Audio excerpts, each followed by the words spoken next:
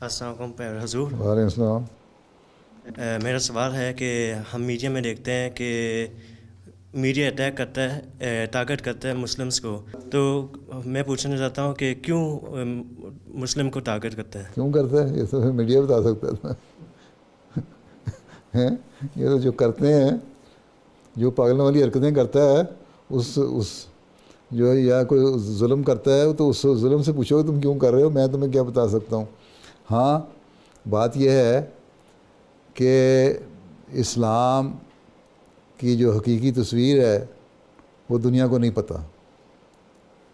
دنیا نے یہ دیکھا کہ سیریا میں جنگ لڑ رہے ہیں، مسلمان کو مار رہا ہے۔ دنیا نے یہ دیکھا یمن میں ظلم ہو رہا ہے۔ دنیا نے یہ دیکھا طالبان ظلم کر رہے ہیں۔ دنیا میں یہ دیکھا کہ القاعدہ نے ظلم کر رہے ہیں بلا وجہ، ٹھیک ہے۔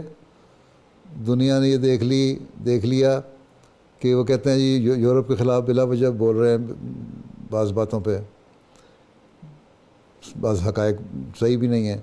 کوئی باکو حرام ہے، کوئی الشباب ہے، کوئی فلاں تنظیم ہے، کوئی فلاں تنظیم ہے، جہاں جہاں ہے مسلمانوں کے نام پہ غلط حرکتیں ہو رہی ہیں۔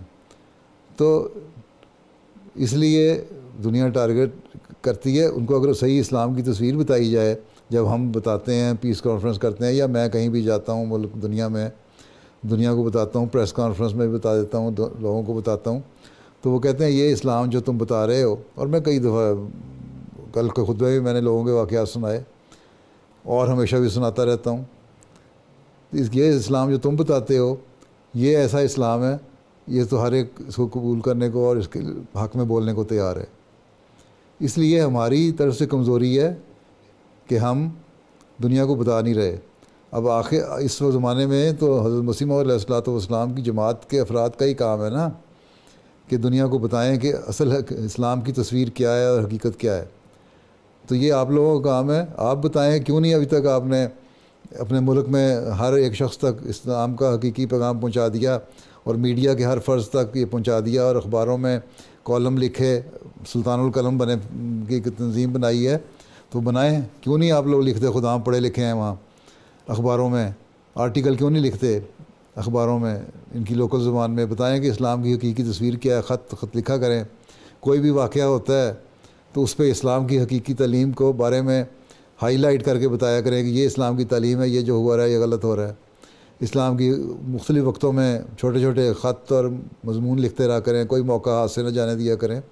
تو جب دنیا کو انلائٹنمنٹ ہو جائے گی، پتہ لگ جائے گا کہ کیا حقیقت ہے اسلام کی، تو پھر لوگ نئی اسلام کے خلاف بولیں گے۔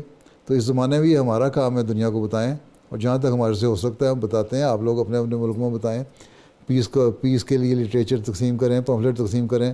اس وقت تک تو آپ کا اتنا چھوٹا سا ملک ہے ڈنمارک، ملک کے ہر شخص تک اسلام کا، امن کا پیغام پہنچ جانا چاہیے تھا، بروشر ایک شائع کرتے۔